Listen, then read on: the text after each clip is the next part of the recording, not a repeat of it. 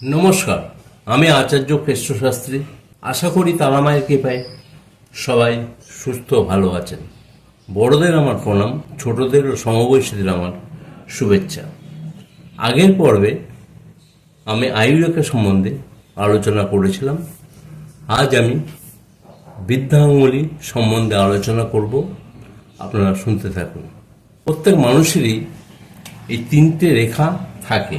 এটা হচ্ছে আয়ুরেখা, এটা হচ্ছে শিরোরেখা, এটা হচ্ছে হৃদয় রেখা। বৃহস্পতির পর্ব, এটা শনির পর্ব, এটা রবির পর্ব, এটা বুধের পর্ব, এটা হচ্ছে শুক্রের পর্ব, এটা হচ্ছে চন্দ্রের পর্ব, ঊর্ধ্বমঙ্গল, এটা নিম্নমঙ্গল, এটা হচ্ছে রাহু, আর এখানে হচ্ছে কেতু।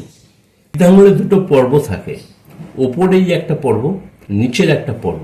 এই ওপরের পর্বটি ইচ্ছা শক্তি অর্থাৎ সেলফ কনফিডেন্স, আর নিচের পর্বটি যুক্তি। উপরের পর্বটি যদি চওড়া হয় তাহলে এই জাতক বা জাতিকাদের ক্ষেত্রে যে কোনো পরিস্থিতির সম্বন্ধে এরা সজাগ থাকে। ইচ্ছা শক্তির সাহায্যে যে কোনো পরিস্থিতি মোকাবেলা করতে পারে।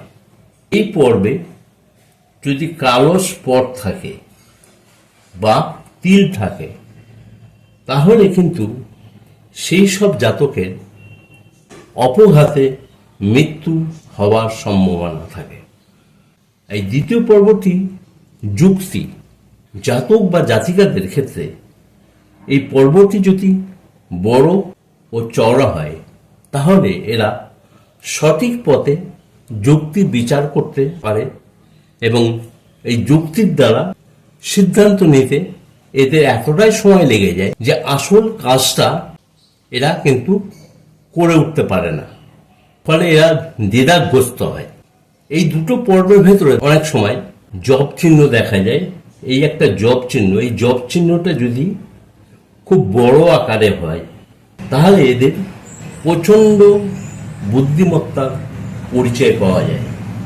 এখানে যদি এই দুটো পর্বের ভেতরে ক্রস বা তারা চিহ্ন, মৎস্য চিহ্ন অথবা ত্রিশূল চিহ্ন থাকে তাহলে কিন্তু খুব শুভ। এইসব জাতকদের বা জাতিকাদের অর্থভাগ্য শুভ হয় এবং ধনসম্পত্তি বৃদ্ধি হয়। এই মৎস্য চিহ্নটা থাকলে বা ত্রিশূল চিহ্ন যদি থাকে তাহলে তারা কোটিপতি পর্যন্ত হতে পারে।